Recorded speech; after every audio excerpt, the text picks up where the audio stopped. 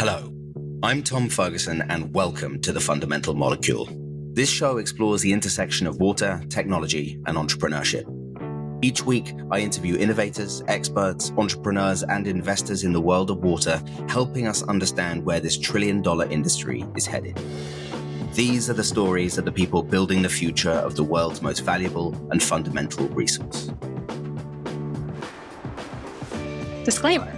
Tom Ferguson is the managing partner of Virgin Island Ventures. All opinions expressed by Tom and podcast guests are solely their own opinions and do not reflect the opinions of Virgin Island Ventures. This podcast is for informational purposes only and should not be viewed as investment advice or relied upon as a basis for investment decisions. We talk a lot about founder market fit.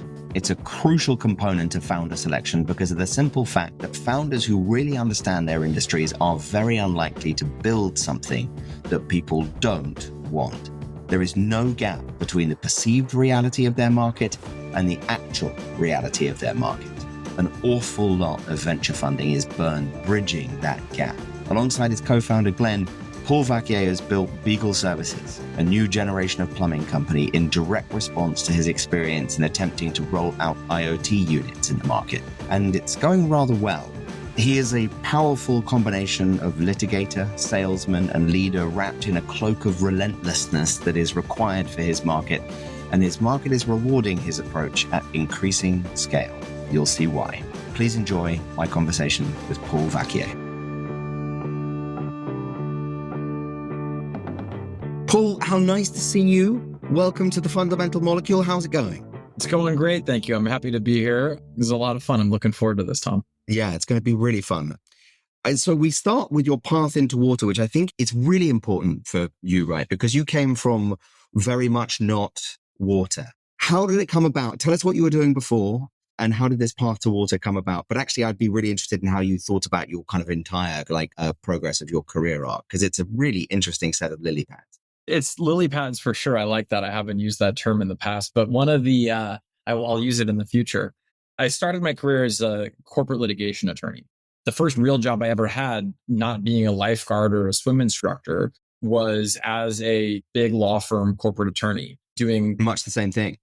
Exactly, much the same thing. So it was bad faith insurance defense work, as well as a good amount of securities litigation, all on the corporate side. So representing businesses like large insurers and disputes that they would have. So that was the first real job I had. The path from there was really just more geared toward my desire for control and impact. And that is, how do I make sure that I can have a lifestyle that I want to lead? And how do I make sure that I'm prioritizing things like family and location, all these various things that were important to me from a career path standpoint. So I ultimately left practicing law and after about 6.5 years and started a legal technology business called Contract Cloud, which is now more commonly essentially a video notarization platform. So I ran that for about 3.5 years as my first, with no prior experience in startups or technology or anything like that. I went straight from corporate litigation to I quit to, let's go try to raise venture capital funding for a video notary in like 2013. So pre-pandemic, you couldn't even record video through web browsers at the time, or it was at the very beginning of that. That's fascinating. So I want to pause you there because what do you think you learned most from your time on both sides of the coin in the legal profession? What do you still keep with you that you learned during those years? I think primarily, and one of the things that drew me to the career as a lawyer at that point was just the desire for learning. One of my favorite parts about being an attorney was that I had to understand my client's business or products or whatever intimately in order to be able to explain them to, a group of 12 lay people or to a judge or to create it in writing. So to me, it was the constant desire to learn and to really deep dive into complex problems and products and circumstances. So that's something that I at least think that I continue to carry with me around really trying to do creative problem solving and really kind of understanding existing circumstances and how they can be changed or bettered to prevent challenge from the future. So most unusual things, you were like a trial corporate lawyer. And I think it's such an interesting and quite rare skill set in the entrepreneurial community. Does that muscle shape your thinking? I think it's like when you spend 5 seconds with you, I think everyone would assume that you were really quite good at it. And like, I'm just really curious as to the advantages that you think that quite individual experience may have given you, whether it's running a team or like you're pitching to customers or whatever it would be. Or is it just something that actually was disposable in the past? Because I totally get the learning side of it. Yeah, some of it was disposable, but I mean, the stuff that really sticks with me is because I did litigation work. I was really comfortable in large corporate setting. And, walking into like a high rise into the boardroom in a suit and just getting absolutely grilled or be the one doing the grilling was something that I was fortunate enough at the firms where I worked to be able to get a lot of experience doing that. And so now I'm walking into like Fortune 100 or Fortune 50 C-suite meetings. I don't want to say comfortable, but no, it feels it's not before. And it's a place where I've experienced adversity before. And I used to joke in my earlier businesses when I would, when I still had that so fresh in my mind from that prior career experience, was that I was more at home in those super buttoned up corporate senior settings than I was like, in the startup-y open workspace kind of, snacks and games environments, which were super in vogue in, call it 2013 Contract Cloud through like there was that kind of false bottom in 2016 where everybody thought everything was going to come down and then it delayed. So there was, throughout that period, I've always, and still to this day, I encourage being interrupted. So I encourage when I'm doing any presentation, like I say, interrupt me, ask questions. Like, and I say, I used to be a litigation attorney, like, shout at me and interrupt me because I enjoy it. And then in the meantime, even throw things. Throw things, object in the middle of my pitch, challenge me. And that's one of the things that I think works really well with the clients, that when we're serving like really entrenched businesses like insurance or things like that, where there's very much a status quo. And if I'm trying to change the status quo, I want them to challenge that, because then I understand how I can better solve their problems. Two things come out of this is that firstly, just being in the crucible means that the next crucible is much more bearable. I think one of the worst things about the learning curve, I'm always saying, like, the acquisition of experience really sucks. But going from a kind of corporate law experience where you're getting the living hell kicked out of you, suddenly you're in an adversarial environment that other people would find uncomfortable. You're like, day at the beach, mate. Like, not difficult for me at all. The second one, you're definitely the only person that we've spoken to on this who's like, oh, I really feel like having a lifestyle business. I know what I'm going to do. I'm going to start a startup. That's what I'm going to do because it's going to be much more relaxing than all the gubbins that I was doing before. Yeah. And now looking back at that, I mean, how naive is that, right? To think that, starting your own business is actually less challenging than like, working however many hours a week I used to work in that kind of adversarial environment, right? I mean, one of the things that does continue to maintain true though, is the ability to be in control versus having to like, any business that I've been a part of, well, for the most part, senior level since leaving practicing law, I've been able to create positive change personally as well from a life standpoint, whether that's moving geographically, whether that's, starting a family, all of that kind of stuff. I've been very fortunate in that regard. Think about it. When we started a BIV, one of the principal ways I articulated it, which I don't think made sense to anybody else, was that I wanted my mistakes to be my own. If stuff was going to go wrong, at least I knew where the buck stopped. Unfortunately, now when things do go wrong, it's me, and I have to go and look at myself in the mirror, which it's better in terms of theory rather than in execution. So taking us back to Contract Cloud. So you took it through the arc, like talk us through the transition, where Contract Cloud got to, and your transition into what you did next, because it was that era that took you onto the water train. That's correct. Yeah. So Contract Cloud, I ran Contract Cloud for about 3.5 years. It had a real challenging end. And this was, talking about, learning in the pit and being in the arena. Was I had a signed term sheet for the next, multi-million-dollar equity round of financing, which was my daughter was born on a Saturday. And then literally 2 days later, I drove from the hospital to the office of the venture fund with the band still on my wrist.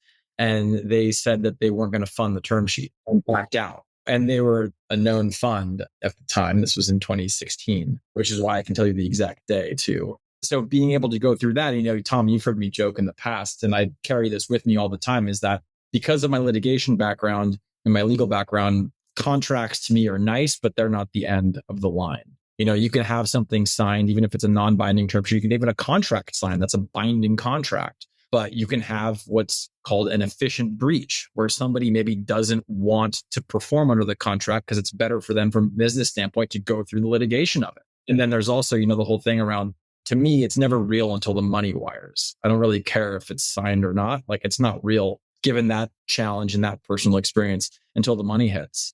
And I take that with me everywhere I go. Where I went following that experience frankly was really fortuitous looking back, albeit challenging at the time, because I was able to spend a lot of good time with my firstborn that I otherwise wouldn't have been doing. I would have been rapidly scaling now a multi-million-dollar back venture business, which is what I wanted to do, right? And would have still been an amazing path. But, that's in some parallel universe that's still going on. Yeah. But The multiverse. The me that's on your podcast today, I took that learning and that experience and really kind of at least knew that I had fallen in love with early stage, rapid growth businesses, and was able, and given my network through the Contract Cloud experience, held a variety of early stage executive positions at companies for a number of years following Contract Cloud, which is what led me to Flow and the team at Flow Technologies prior to starting Beagle. Yeah, absolutely. So Flow is a team that I got to know Imagine H2O running the accelerator there because they were in our program in 2017. Gabe, wonderful guy, has been a friend since. It's strange that our paths never crossed while you were there. Obviously, eventually it's what led us to you. I really want to hear about that, the arc of being inside the company and experiencing, and what it was like to experiencing the pain point that then eventually allowed you to start Beagle. What was it like to live that? Because it must have been crazy making. Yeah, it was crazy. And the reason why it's crazy is a real demonstration of that whole product category, and that product category being water monitoring and leak detection. Yeah, so just quickly explain, sorry, I jumped ahead because I'm so familiar with it, but just explain what Flow does. So there are a bunch of products in the space, Flow being one of the products, which is now known as the Flow by Moen valve. It's an inline automatic water shutoff valve. So the product installs inline on a property's water main supply line. It then monitors certain things through the pipe. And every one of the different manufacturers, call it 6 to 12 of them in the space, operate slightly differently at this point in what data they're capturing at what rate and how they actually function. But suffice to say, they will be monitoring at least flow rate,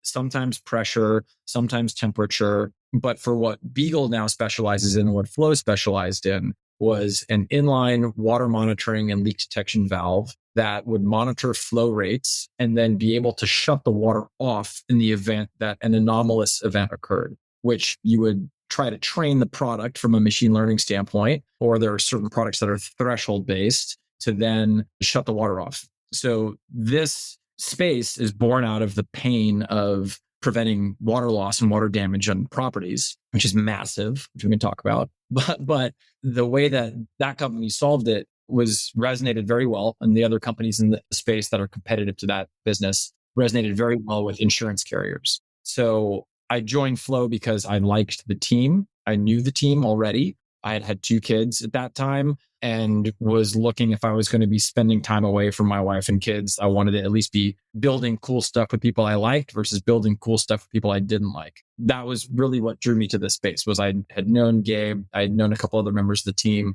and we all went out to lunch and they just said, come help. And my first few months at the company were just receiving emails from Gabe and him just saying, handle it. So do things. Yeah, exactly. Yeah. Do things that I don't want to do. I like to think, obviously I'm biased, but I like to think that it was the right time for somebody like me to come into that business, given where Gabe needed to be focusing from a CEO founder standpoint and really elevating himself, and to allow me to come in. And really one of the things I did of many things was manage and help establish and build out the insurance party channel as a path to market for the valves. Exactly. So what was the insight? Like, what did you see? What led you to Beagle? Did you have a light bulb moment? Was it progressive, like a lot of other things in water? Like, what got you there across the threshold to, I got to go do this? The pain was there since the inception of the more broad adoption of the technology. So as soon as more and more large scale players or insurers or business partners were interested in reselling or adopting the technology or having their clients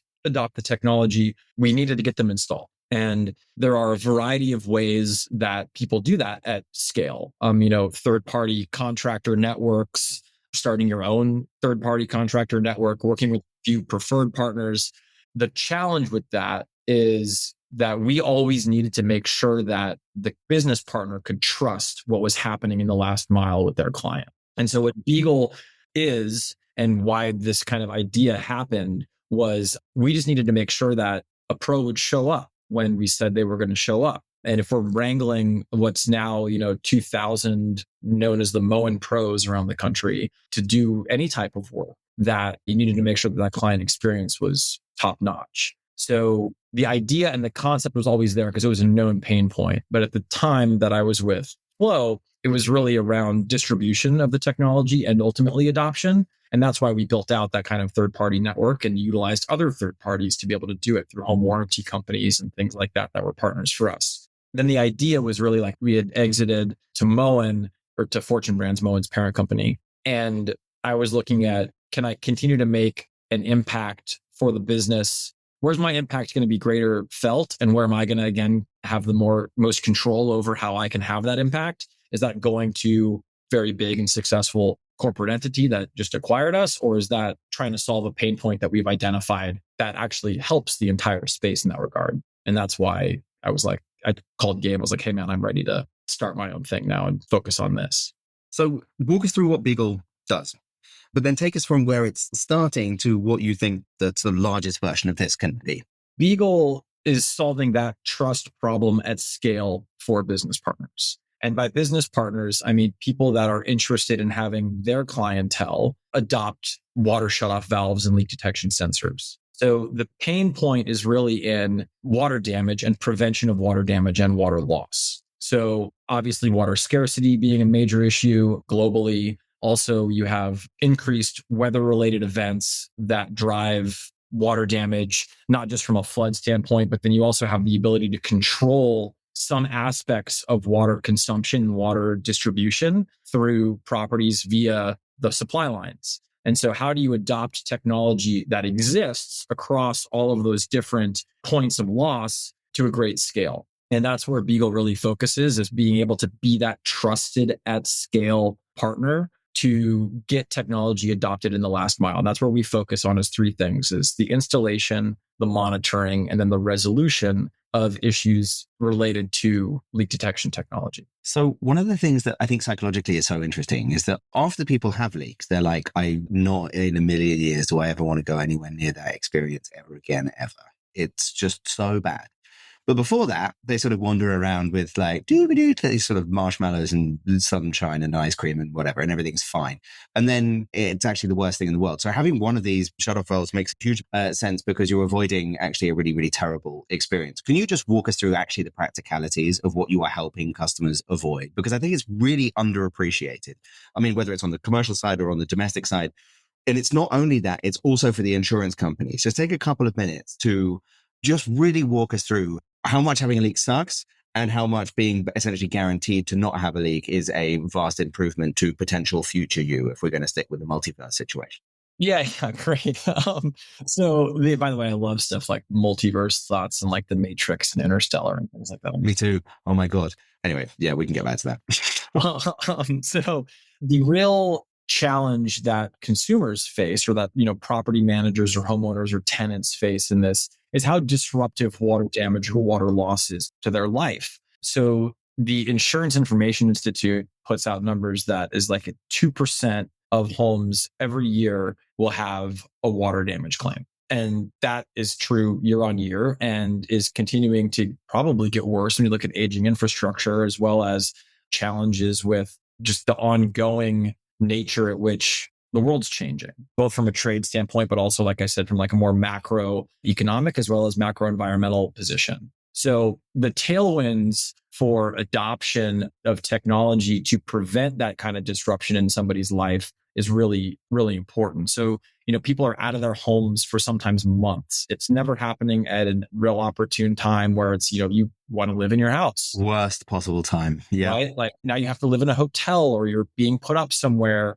You got to find a new place to live. It's mold issues, right? Like there's generation of mold issues that have to then bring in a bunch of remediation experts and things like that. There's just the general financial cost of the average water damage claim used to be around $12,000. That's increasing. Some of the high net worth insurers that Beagle works with say it's a $90,000 average claim cost for a non-weather water damage claim. So the pain personally and financially is incredibly large and felt by a lot of people. And it's usually sort of swept under the rug and people don't think it'll happen to them, right? Because we're all conditioned, given, the success of historical infrastructure where you turn the tap on and water comes out. And you don't necessarily think of the path that water took to get to you and to come out at that point. And that goes all the way from, where the water is sourced to how it's then pumped into the utility to ultimately how it's then delivered through your home or through your property and how water is experienced in that way. So people take it for granted, and it's usually not considered a disruptor unless you or somebody has really felt that pain. And that is almost ubiquitous. Yeah, exactly. So in terms of building Beagle, just talk about where you are now kind of structurally. Like, what's the scale? How are you managing this? Geographic coverage? Where are you as a business now? And we'll use that as the springboard to take it to where you want to get to. Yeah, so Beagle just turned 3. We launched our first region, which was Atlanta. My co-founder and COO lives in the Atlanta area. I live in California. And so we launched Atlanta as the first city in April of 2021, following our first small capital raise. And we very shortly thereafter launched in Florida, Virginia, and California. That was followed then by Texas. Now where Beagle is licensed for plumbing in 24 states, and we have a physical presence in 14 states. But the reason why we did that so expansively from a territorial standpoint to start was because of the trust at scale problem. So we knew that these insurers wanted the technology adopted at their clients' properties, and they were doing things to incent that. So giving premium credits, for example, if you were to get a piece of technology installed because you were going to then lower your frequency risk and your severity risk to the extent that a product couldn't stop a claim, it could decrease the severity of that claim if one were to still occur. So we knew that the problem existed cross country, across the world, frankly. And so how do you get those large contracts to start? And the way you do that is by being that trusted provider in territories in multiple areas where they can come to you as the shop, where somebody wants the technology or we want to incent the technology. We can go to Beagle if that's in any of these, call it 22 to 24 states, and how we continue to scale, hopefully to 50 and well beyond. So it's really interesting. I always find the relationship between the potential and maturity of the solution, because you're just closing in on, whatever it is. I don't necessarily want to say out loud, but it's pretty appreciable revenue. You're in a really solid revenue place. And as you mature, it's interesting to see what the reaction of the insurance companies has been, which is they're like, oh, actually, now we do have the medium where we can say we don't want leaks any more than anyone else does. We want to have as many people as possible to have these in their home. And you have to put a shut-off valve and we will provide the incentives. But now we have the instrument to be able to make sure these things are installed. Otherwise, rather than just the forest of plumbers out there that aren't organized around the things that you are organized around. Do you feel this sort of mutually reinforcing loop that you provide the solution and as a result, the market is coming to meet you where you're at? And do you see that? If you do see that, do you see that trend continuing? Yes. So there's absolutely a virtuous circle in that respect. But one of the things that's unique about it is the demand continues to grow exponentially. That is somewhat helped by Beagle, but frankly, it has nothing to do with us. It's the demand from, call it an insurance carrier's underwriting arm. So they're looking at how to manage their risk, and they insure potentially millions of properties. So how do they make sure that they can continue to do that? So the way that it was historically pitched and kind of the evolution of the path to market has been, oh, we want people to have these or properties to have these, so we'll incent it with some premium discount or that kind of thing, to then starting to say, the premium discount's greater and we'll offer it in more properties or more states, to then saying, well, if it's a certain dollar value threshold of insurance, we're going to require it in order to maintain that premium. Now what's happening is the market is so challenging due to, hurricanes, fires, tornadoes, freezes in areas that didn't historically freeze, that the loss cost of just running an insurance carrier is incredibly high and very challenging. So looking at things that you can control to mitigate that loss, this is the number one thing by a large amount. Then it's like 35% to 40% of claims cost going toward non-weather water damage claim. And then being able to then push back into the next thing behind that, which is fire. Theft is usually lower.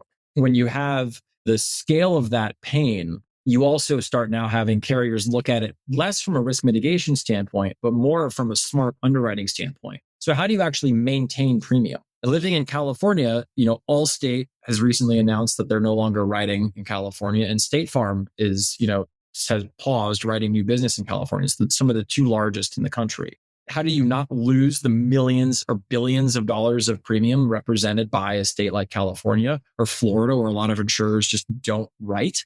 New York, where a lot do, but they have a challenging underwriting environment, is you require non-weather water valves and theft systems and these other things that have shifted from risk mitigation to how do we maintain premium and keep our business model moving. So it's a real interesting shift over the last, call it 8 years in the market. So it's becoming core to your customer's business model, which is obviously really important and very it's amazing how a pain point as esoteric as the generalized profitability or just a maintenance of the insurance business can actually then manifest itself in the water side of things. What kind of contact do you have, if any, with the underwriters to talk to them about exactly what do you go that far upstream, or are you generally working with a different section of it? We're big into customer contact, really diagnosing the pain points and how it can be done. But do you go that far upstream? We work with underwriters periodically when they're looking at how to underwrite a particular client or a particular property set. So it's usually around, they want some type of risk mitigation technology installed at the property.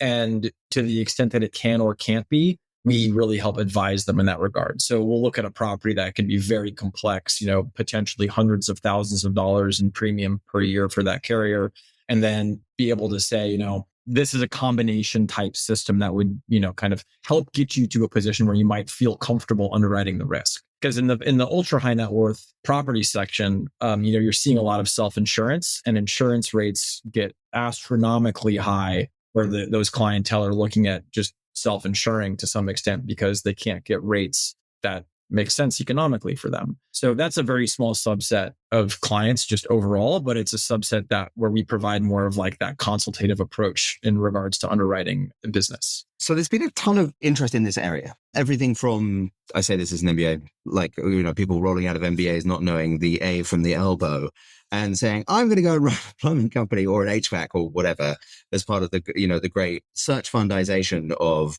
essentially basic service companies. And then finding out that it's actually incredibly difficult. You are building one of those at scale. You're sort of hiring master plumbers now in 24 states. Can you just walk us through the reality of what it's like to run an organization like yours at the kind of scale that you are kind of building into? And if you can give the listener just a little bit of an idea about what that scale looks like and what you anticipate that scale being by the end of the year. I'm just trying to get at the practicality of what it's like to run what you're doing, because it blindsides a lot of people. Yeah. I mean, one of the things that is the most challenging piece is just kind of the continued establishment and maintenance of the trust, not just with us and our partners, but us and our clients, as well as us and our last mile people performing the physical service and interacting with the clients in the field. Those being the plumbing professionals of whatever status of licensure that they need to have from a kind of a hyper-regulated regulatory environment.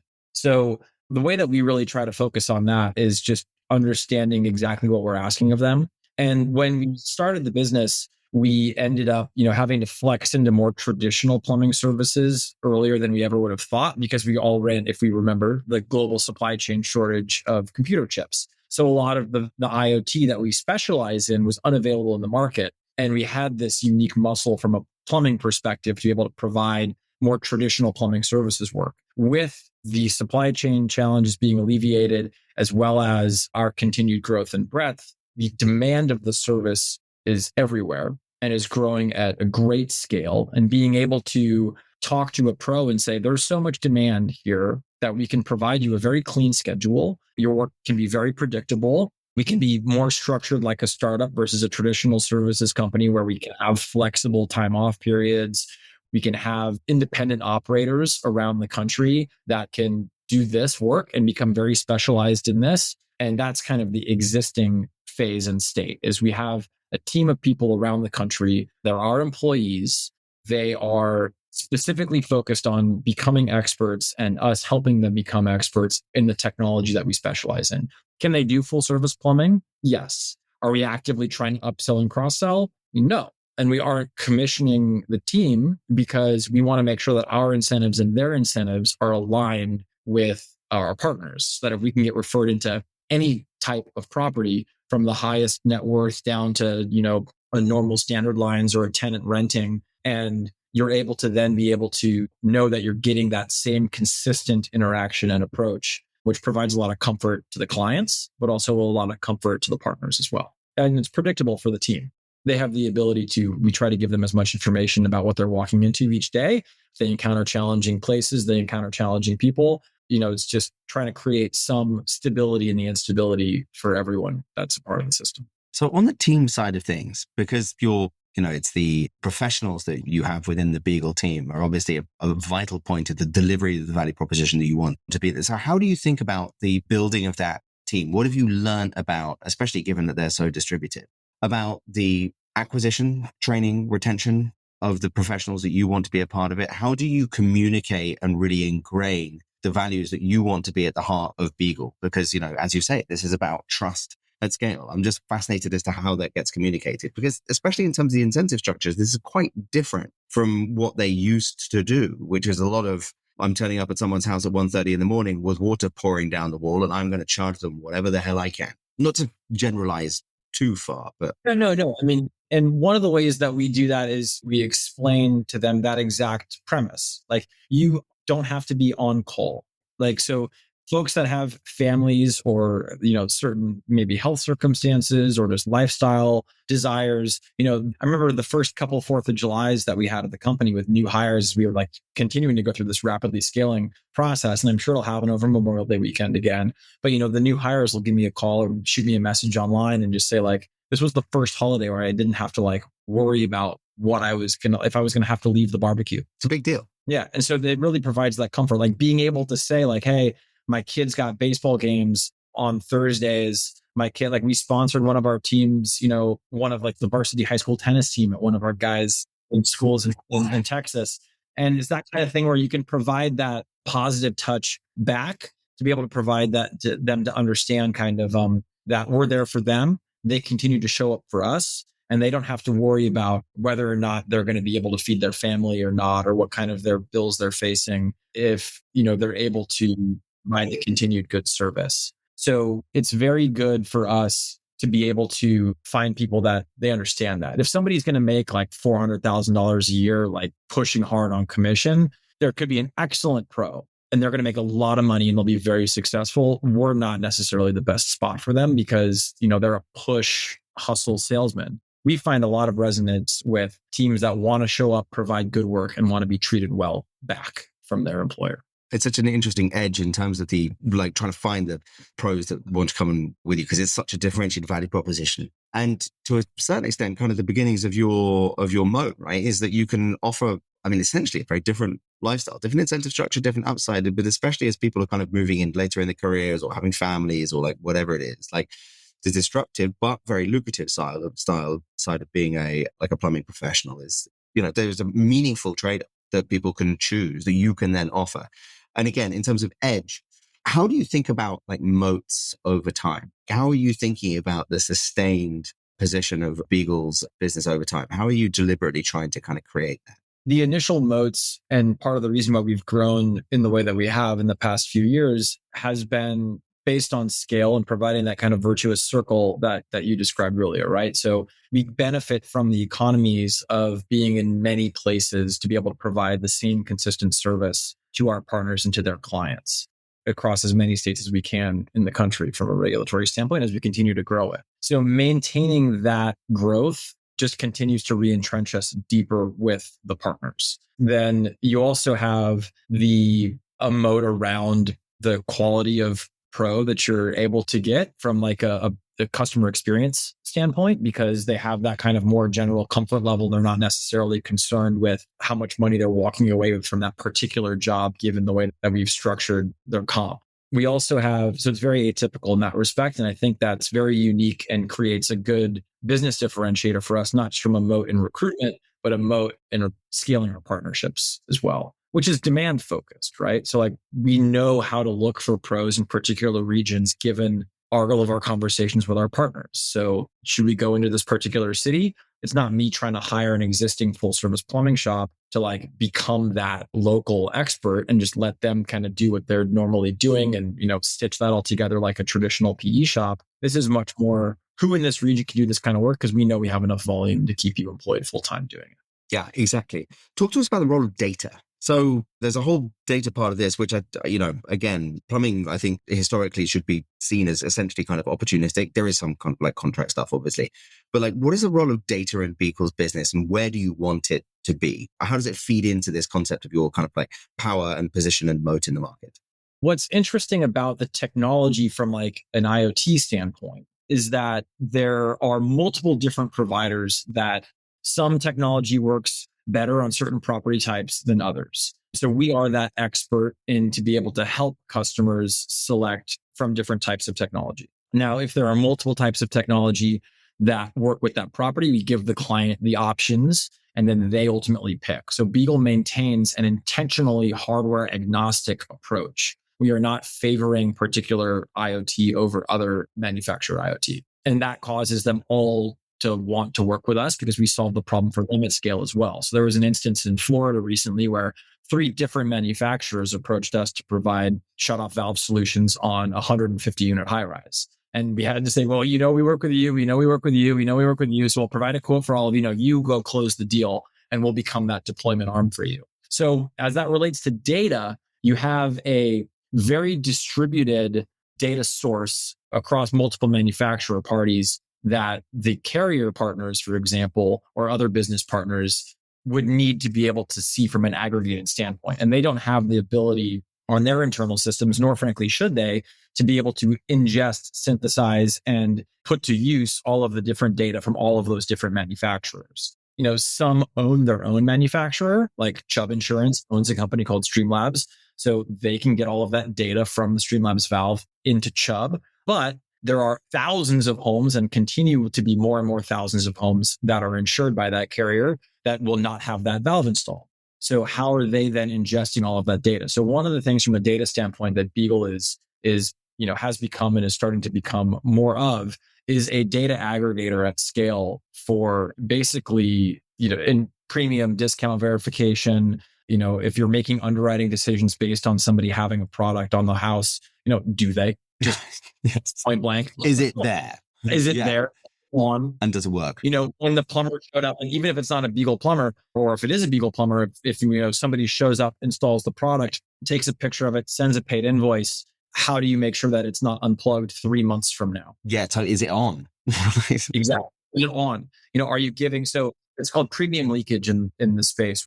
You're giving a rate or you're even underwriting at all based on somebody's representation that they're doing something. In this instance, it's do they have a valve on protecting the house? If they don't, you should be getting certain premium that's higher than if they do. And so that delta is premium leakage. And so there's massive amounts of unknown premium leakage that is just starting to be uncovered in the space that Beagle is kind of at the forefront of helping these carriers solve for. It's so wild. Leakage is one of my favorite commercial euphemisms.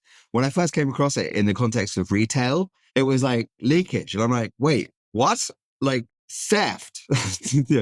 Theft is really what you mean. That's amazing. Yeah. And it's like that's the kind of pain point that can really sing, right? Which is, yes, we need to verify actually that this thing that we need in order to make our business make sense is actually there, please.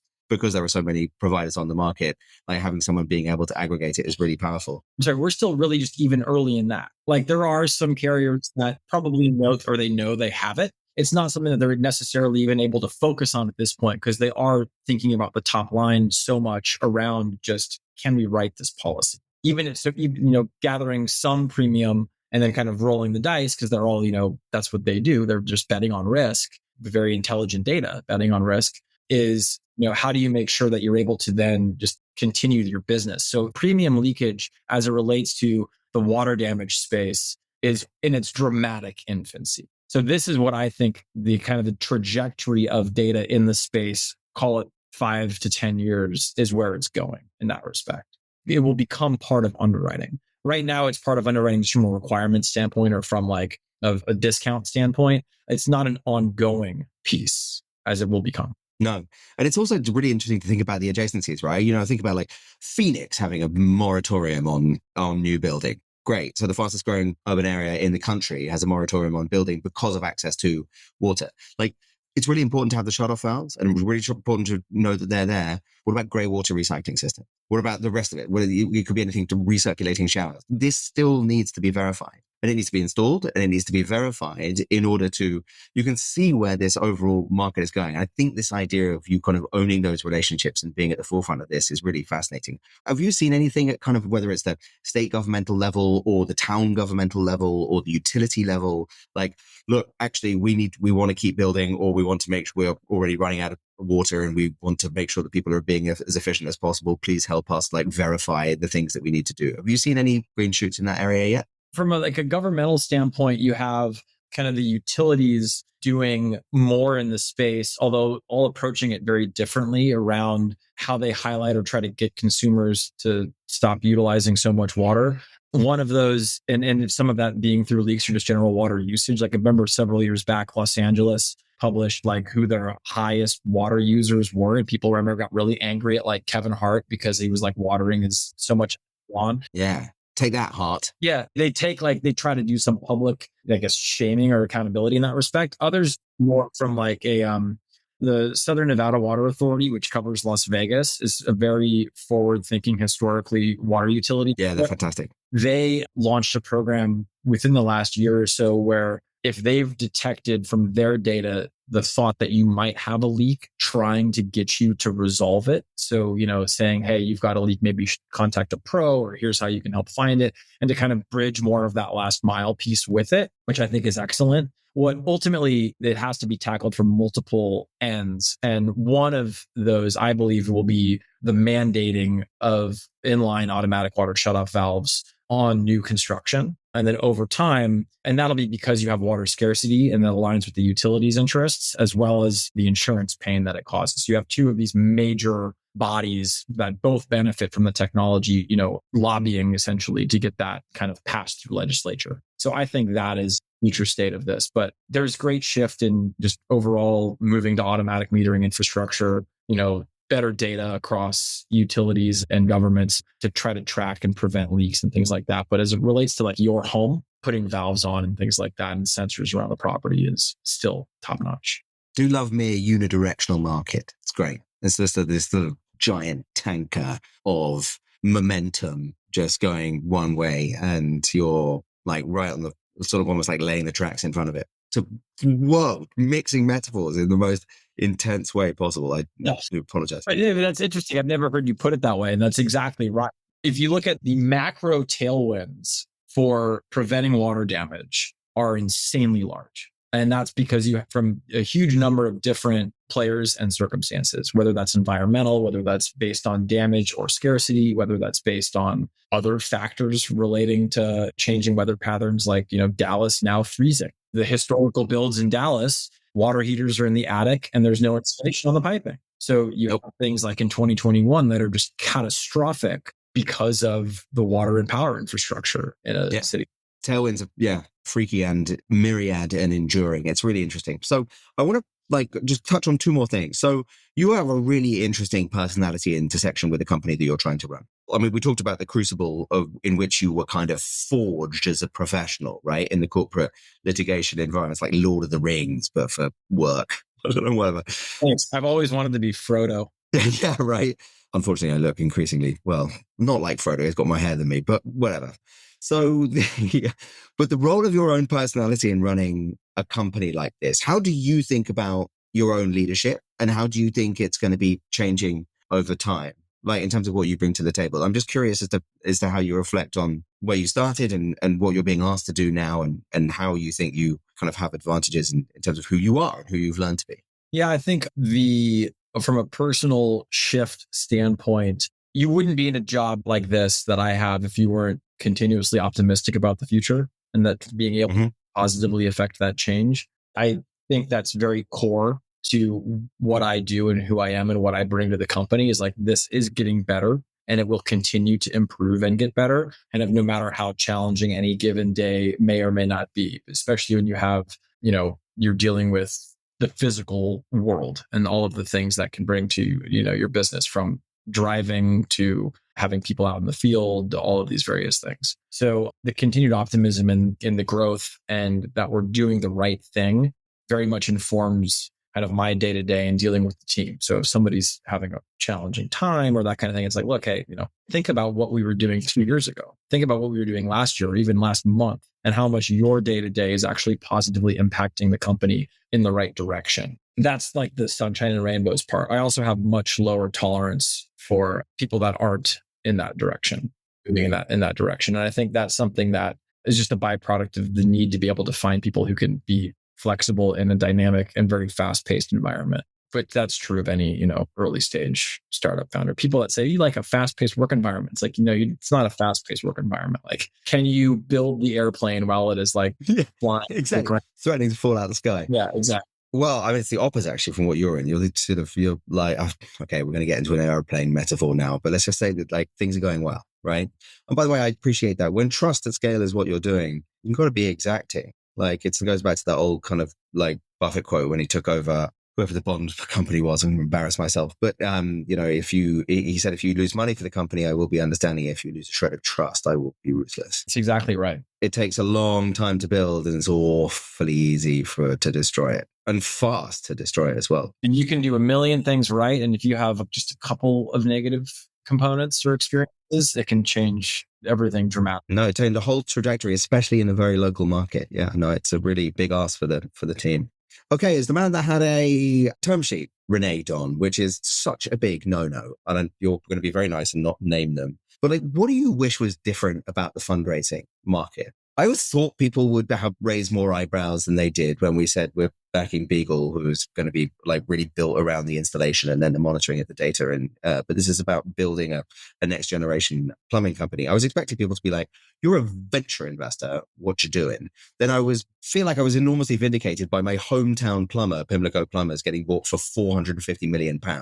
And then I was also very much vindicated in your case by seeing your Q1 results where you're up 178% on what was already a pretty tasty denominator. Like this business is going very well. In terms of funding your growth, like what do you wish was different? Is there anything that like really frustrates you about the funding market? How do you reflect on it as a person who's got previous here? I mean, it makes sense to me and why I expect it to be a challenge. And that is just the hybrid nature of software and physical service that Beagle provides from our business model doesn't fit in the box of what most even institutional investors are able to fund or looking to fund. It's because they don't understand it. We get high compliments a lot, especially and it's not because they're trying to save, their skin or relationship to fund us at a future date, but because they won't. It's because we don't fit within kind of what they've pitched their LPs to invest in. So it's very easy for me to tell when I'm in the wrong room, and I can tell that very quickly.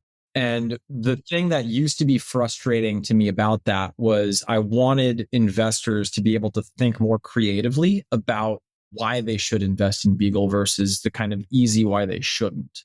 I used to view that more frustratingly because I was less sympathetic to the business model of the investor, right? So the investor has its own business model where it has to have fiduciary relationships to its investors and how they're deploying capital and what their pitch is to why people even write them a check or why a pension fund would write them however many million to invest on their behalf. And the investors, I think, understanding from a founder standpoint that your investors have their own business model. And in a lot of the times they are their own startups, especially if you're dealing with like the managing partner or a founder of a fund, where like they've built that from nothing to people giving them money to then here's the representation of what I'm going to do with your capital to then deploy and give you a return on. So if it doesn't fit within that box, like Beagle doesn't a lot of times, that can be frustrating. But what it does to me is it forces me to find folks who are creative in their ability to deploy capital. And that can be from like an environmental mandate standpoint. That can be from like a water perspective, like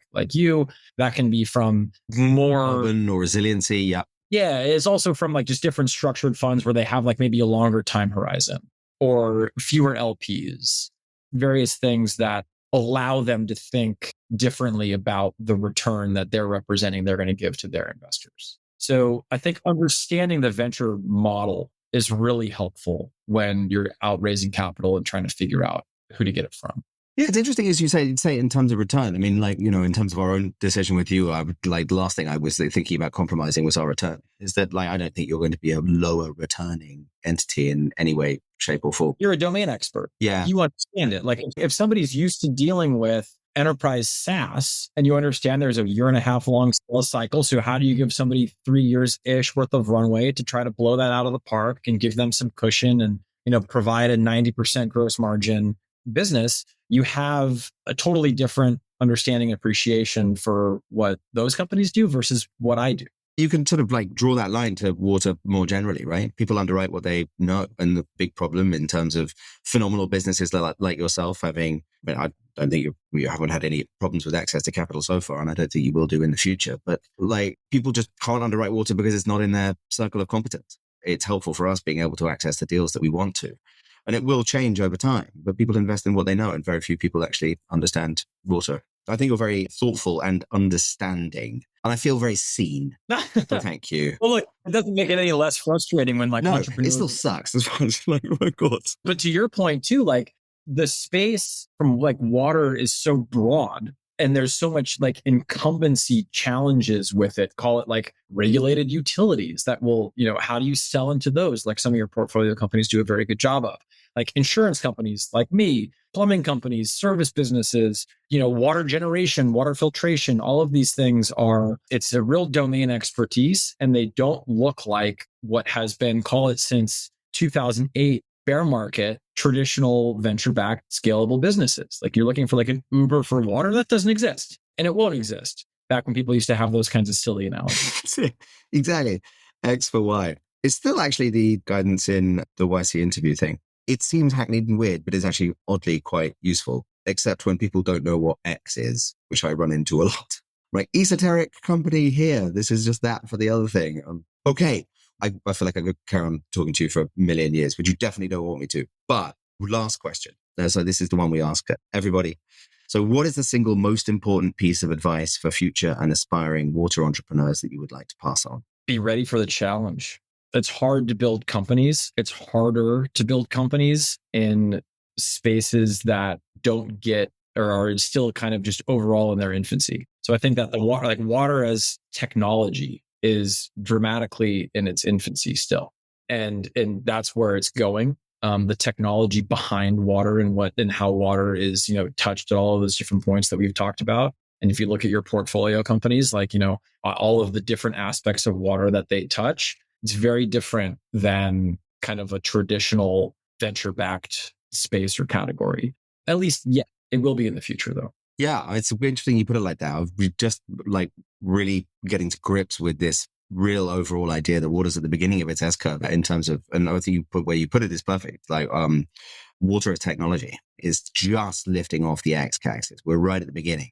Yeah, and I think you're right. Being in that cohort of companies where you're really forging this through. I mean, there are other people who have obviously founded companies in water and taken them to, interesting places, but being at the forefront of where a sector is lifting off the S-curve, because like you don't have like anybody who was building a follow-up in terms of like file sharing once like Box and Dropbox, whatever, got big. He's going to hire a bunch of people who have kind of done this before. Like no one in water has done this before. You can't go and get the sales talent. You can't go and get the marketing talent, etc. It's a big beast. So be ready for the challenge is a good one.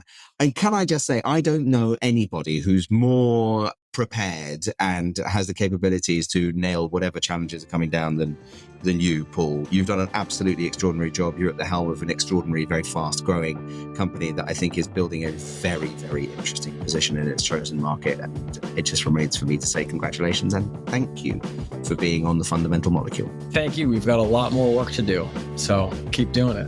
Ain't that the truth? Thanks, Paul. We'll speak soon. Thank you.